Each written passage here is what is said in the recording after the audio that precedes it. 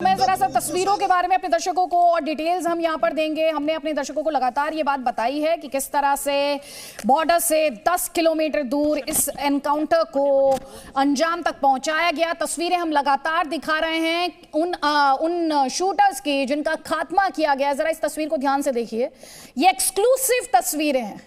Exclusive तस्वीरें सिर्फ जी news के माध्यम से आप इन तस्वीरों को देख पा रहे हैं। तो जगरूप और मनिंदर किस तरह इनका खात्मा किया गया, इस तस्वीर को ध्यान से देखिए। ऊपर आप देख रहे हैं शूटर की डेड बॉडी है और नीचे आप देख रहे हैं पुलिस वालों की भी मौजूदगी है। बड़ी संख्या में पुलिस फोर्स, आपने और भी तस्वीरों में देखा, बड़ी संख्या में पुलिस फोर्स की मौजूदगी थी।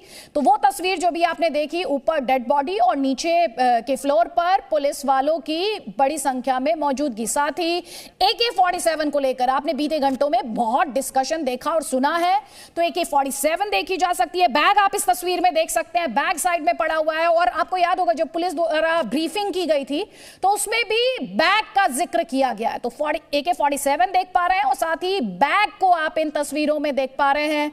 और साथ ही जो पुलिस फोर्स है उसको भी आप इन तस्वीरों में यहां पर देख पा रहे हैं। इन तस्वीरों को आप ध्यान से देखिए क्योंकि ये एक्सक्लूसिव तस्वीरें जी न्यूज आप तक पहुंचा रहा है। पंजाब पुलिस इसे अपने लिए एक बड़ी कामयाबी बता रही है। और साथ ही सिद्धू मूसेवाला मर्डर केस में क्या अब ये माना जाए कि शूटर्स के लिहाज से जो जस्टिस है वो मूसेवाला फैमिली के लिए पूरा हुआ है, इस सेंस में कि जो शूटर्स इन्वॉल्व थे वो अब पूरे तरीके से या तो पुलिस द्वारा गिरफ्तार कर लिए गए या फिर उनका खात्मा कर दिया गया। देखिए ये तस्वीर जो है हम आपको लगातार दिखा रहे हैं। तो इस तस्वीर में आप क्या देख पा रहे हैं, इस तस्वीर में आप देख पा रहे हैं यहां पर ये डेड बॉडी है, ये आप डेड बॉडी देख पा रहे हैं। यहां पर आपको ये बैग भी दिखाई देगा और नीचे आप क्या देख पा रहे हैं, ये बीच में वॉल देखते हैं आप। और उसके बाद आप क्या देखते हैं, बड़ी संख्या में आप पुलिस फोर्स की मौजूदगी, यहां पर पुलिस कर्मियों को देखते हैं। एक बार फिर से तस्वीर अपने दर्शकों के लिए हम एनालाइज करेंगे। तो यहां पर ये डेड बॉडी शूटर की, नीचे आप देख पा रहे हैं AK-47 और इसके अलावा एक बैग जिसे लेकर जो अब ब्रीफिंग की गई थी, आपको याद होगा पुलिस द्वारा इस एनकाउंटर के कंप्लीट होने के बाद तो उस बैग का जिक्र किया गया था और कहा गया था कि इस बैग को जरूर खंगाला जाएगा और सुराग जुटाने की कोशिश यहां पर की जाएगी। तो ऊपर डेड बॉडी, बैग, AK-47 और नीचे क्या आप देख पा रहे हैं, बड़ी संख्या में पुलिस फोर्स की मौजूदगी यहां पर आप देख पा रहे हैं। और ये एक और तस्वीर हम आपको दिखा रहे हैं, बार बार आपको स्पष्ट करते हुए कि तस्वीरें एक्सक्लूसिवली आप सिर्फ और सिर्फ जी न्यूज पर देख पा रहे हैं। और इन तस्वीरों को ना सिर्फ हम दिखा रहे हैं बल्कि इन तस्वीरों में जो डिटेल्स छिपी हुई हैं, जो वेपन से रिलेटेड डिटेल्स छिपी हुई हैं या इनकी बिलोंगिंग्स, ये जो शूटर्स हैं इनके बिलोंगिंग से जुड़ी हुई डिटेल्स, इनका जो सामान है उससे जुड़े हुए जो डिटेल्स हैं वो भी हम आपके सामने एक्सप्लेन करने की यहां पर कोशिश कर रहे हैं। तो दो शूटर्स जिनका खात्मा किया गया उन्हीं की एक्सक्लूसिव तस्वीरें। एक तस्वीर जो हमने आपको पहले भी दिखाई कि एक तरफ ये डेड बॉडी, AK-47, वेपन और साथ ही बैग। अब इस बैग में क्या कुछ हो सकता है वो पुलिस के लिए इन्वेस्टिगेशन का मुद्दा है, जिसका जिक्र पुलिस द्वारा जो ब्रीफिंग की गई उसमें भी था कि हम उस बैग के माध्यम से और क्या इंफॉर्मेशन हो सकती है वो जुटाने की यहां पर कोशिश करेंगे। और यहां पर आप देख रहे हैं कि ये पुलिस फोर्स जो इस एनकाउंटर में इन्वॉल्व रहे, जिन्होंने इस ऑपरेशन को अंजाम दिया, उनको भी आप इस तस्वीर में देख पा रहे हैं। लेकिन सवाल कई हैं क्योंकि बार बार आप अगर ये ब्रॉडकास्ट देख रहे हो जी न्यूज पर तो बार बार ये सवाल उठ रहा है कि बॉर्डर से 10 किलोमीटर दूर इस एनकाउंटर को अंजाम दिया गया है।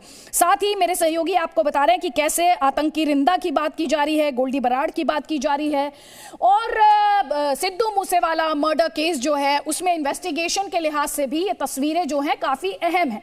ये तस्वीरें इस लिहाज से भी बहुत ज्यादा अहम है क्योंकि जब हम आपको ये बता रहे हैं कि 53 दिन पहले सिद्धू मूसेवाला मर्डर किया गया सिद्धू मूसेवाला का और 53 दिन लग गए, सोचिए जरा, 53 डेज। उस समय भी पुलिस द्वारा जो इन्वेस्टिगेशन की गई थी, उस समय जिस तरह से जो एविडेंस कलेक्ट किए गए थे और तब बार बार इस तरह के आरोप लगे थे कि पंजाब पुलिस ने, पहला तो सवाल यही था कि ऐसे कैसे सिद्धू मूसेवाला का मर्डर कर दिया गया, क्योंकि कुछ ही दिन पहले उनकी सिक्योरिटी से जुड़ी हुई इंफॉर्मेशन शेयर कर दी गई थी, तो उसे लेकर सवाल उठे थे। फिर मर्डर को अंजाम दिया गया था, लॉ एंड ऑर्डर को लेकर सीरियस सवाल उठे थे।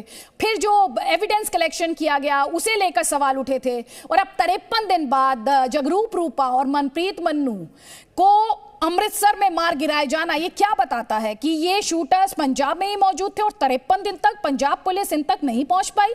ये क्या बताता है? अरविंद जैन जी, जाहिर तौर पर ये कामयाब ऑपरेशन है, इससे कोई इंकार नहीं कर सकता सर, लेकिन 53 दिन बाद इन शूटर्स का एनकाउंटर पंजाब में ही अमृतसर में बॉर्डर से 10 किलोमीटर दूर, ये क्या कह रहा है सर? देखिए, जब कोई बड़ी सनसनीखेज घटना हो जाती है तो उसके बाद जैसे को कहा जाता है, कहावत है कि हाथ पैर फूल जाते हैं। गिरफ्तारियां पंजाब दिल्ली पुलिस कर रही थी और पुलिस और जगह हो रही थी, पंजाब में नहीं हो रही थी, इसकी बड़ी आलोचना हो रही थी। देखिए, जब टीम्स फॉर्म करनी पड़ती हैं, मुख्यमंत्री जी ने या डीजीपी ने, जिन्होंने भी टीम्स फॉर्म कराई हैं, लगाया है, उनका मनोबल बढ़ाया है, उनको संसाधन उपलब्ध कराए हैं, तो जब ये सब होता है, आपको पता हो टेररिज्म के समय जबरदस्त संसाधन पंजाब पुलिस को सेंट्रल गवर्नमेंट ने उपलब्ध कराए थे, बुलेट प्रूफ वाहन दिए गए थे बड़ी संख्या में। तो इसी तरीके से जो ये ऑपरेशन है, ये मेरे ख्याल से एक स्टार्टिंग पॉइंट है। मैं इसको स्टार्टिंग पॉइंट कहना चाहूंगा कि अब ये जो एंटी गैंगस्टर टास्क फोर्स है, ये रियल सेंस में एक्टिव हुआ है। देखिए, इन्फॉर्मर्स को एक्टिवेट करना पड़ता है, इन्फॉर्मर्स को बहुत हमें संभाल के रखना पड़ता है, उनको एक्टिवेट करना पड़ता है, तब वो बताते हैं, सब इस तरह की सूचनाएं मिलनी शुरू होती हैं। पाकिस्तान बॉर्डर पे आपको पता है वेपन्स की कोई कमी नहीं है।